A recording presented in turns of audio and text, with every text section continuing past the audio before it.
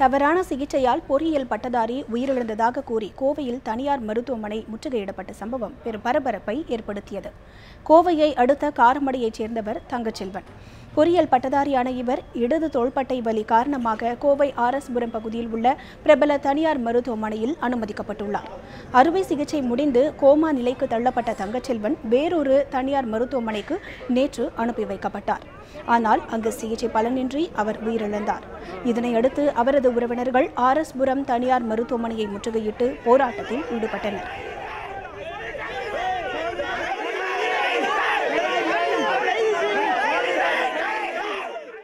Shoulder ஒய்யாமல் இறங்குச்சின்னு சொல்லி அவனை வழியாக வயிற்றுட்டெல்லாம் கெட்டு போட்டிருந்தான். வயிற்றுட்ட கெட்டு போட்டோன்னு ஒய்யாமல் இறங்குச்சுன்னா இவனால் பேர் வயசானவங்க மேனேஜ் பண்ண முடியாது, அதனால் ஆப்ரேஷன் பண்ணிக்கோங்கன்னு சொல்லிட்டாங்க. சரின்னு சொல்லி ஆஸ்பத்திரியில் வந்து கேட்டதுக்கு இது ஒன்றும் பிரச்சனை கிடையாது, சின்ன சர்ஜரி மாதிரி பண்ணிக்கலாம், ஓப்பன் சர்ஜரி பண்ணாலும் சரி லேப்ரோஸ்கோப் பண்ணாலும் சரி உங்களை நல்லா நாங்கள் ரெடி பண்ணி கொடுத்துட்றோம் சொல்லி தான் நாங்கள் சரி நம்மளுக்கு நல்லா ஆயிருன்னு சொல்லி அந்த பையன் வந்தான். வந்த பையன் அப்படி பண்ணிட்டாங்களே. ஆனால் அறுவை சிகிச்சை செய்த பிறகு தங்கச்செல்வனுக்கு நினைவு இருந்ததாக தனியார் மருத்துவமனை நிர்வாகி மருத்துவர் ரெக்ஸ் தெரிவித்தார். தங்கச்செல்வனுக்கு திடீரென வலிப்பு ஏற்பட்டதாகவும் அதன் காரணமாகவே அவரை வேறு மருத்துவமனைக்கு அனுப்பி வைத்ததாகவும் அவர் விளக்கம் அளித்தார்.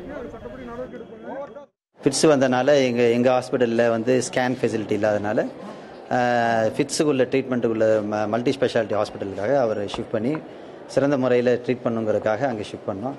பட் அன்ஃபார்ச்சுனேட்லி அவருக்கு வந்து மூணு நாள் கழித்து அவருக்கு சிகிச்சை பலன் இல்லாமல் இறந்துட்டார்னு கேள்விப்பட்டோம்.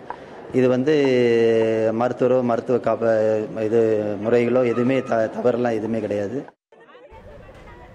பின்னர் தங்கச்செல்வன் குடும்பத்தினருடன் மருத்துவமனை நிர்வாகம் சார்பில் பேச்சுவார்த்தை நடத்தப்பட்டது.